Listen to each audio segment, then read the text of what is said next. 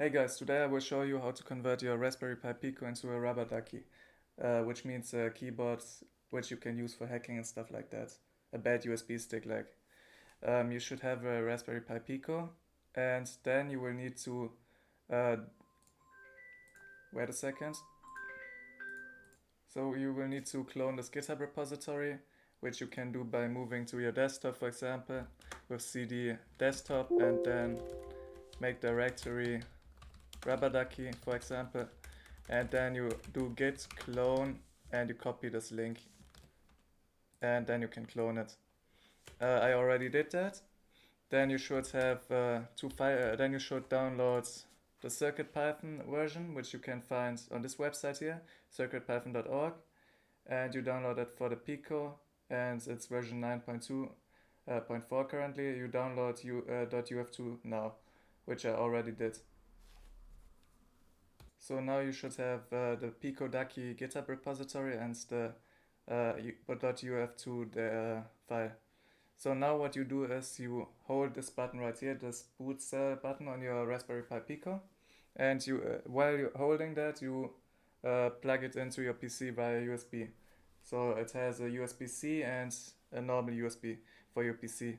Then if you plug it in, you should see a drive appearing with the name RPI-RP2, and if that's the name, then you did it right, the correct way. So what you do now is you copy the .uf2 file and you insert it into your RPI RP2 drive, and then it should reboot and be named CircuitPython, like in this case. It's named CircuitPy the -d, so its name has changed. After you navigate to this GitHub repository and you download the correct Adafruit CircuitPython bundle. In this case we use version 9, so we'll download this. So now you extract the Python Adafruit bundle which you downloaded, and then you will copy the file into the correct folder. But first we'll extract it. So then, after having extracted it, you move to the Adafruits folder, then to the lib inside it, and also extract it outside of the Raspberry Pi on your main PC. And then you search for Adafruit_HID, you copy it, you go to your Circuits Pi drive, you go to lib, and you copy it. So it should be empty for you. And then you also copy from the lib folder Adafruit debouncer and Adafruit _tix. So first Adafruit debouncer _npy to the same folder, and then Adafruit _tix .mpy also to the CircuitPy. Then you copy asyncio, which is this folder, to the lib. Then Adafruit _wsgi to the lib folder. So due to restricted storage from the Raspberry Pi, you need to just copy some of the modules, some of the libraries. But now we copy the boot.py from the GitHub repository we cloned. So Pico Ducky, and then you copy boot.py to the root of your CircuitPy. So like that.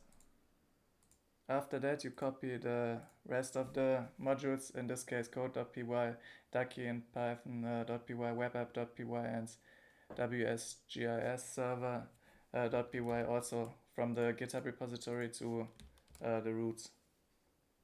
And you want to override the code.py if it's already there in the CircuitPy. If you have the Pico W, you need to also create the file secrets.py in the root of the Pico W, and you need to write this code inside secrets and stuff, and this with the password and stuff. So in the next and final step you want to define a payload, which you will do in a payload.dd file.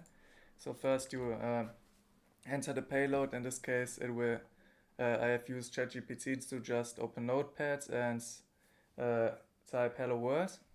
So this is the code. Then you save it. You rename the file to payload.dd.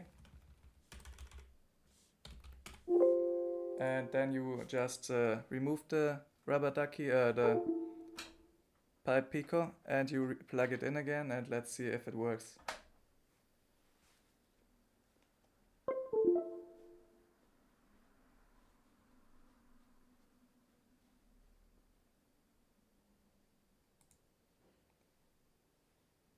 So I know what the error was. You can just go to the official docs for Ducky script, and you copy, for example, this values, and you added the payload.dd. So we just added payload.dd by just doing another new version. So this will do the same thing. Then we rename it to payload.dd. No, don't save it. Payload.dd. And then we will plug it in again, and it should work this time. So let's test it.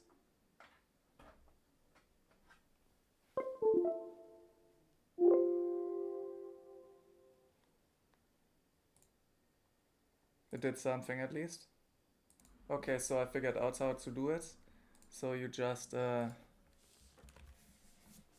need to go to a text file with the example I provided. Then you disconnect your USB, your Raspberry Pi, and then you reconnect it, and it will enter the text hello world automatically. In this case, like that. But yeah, I will show you once again what I typed into the payload.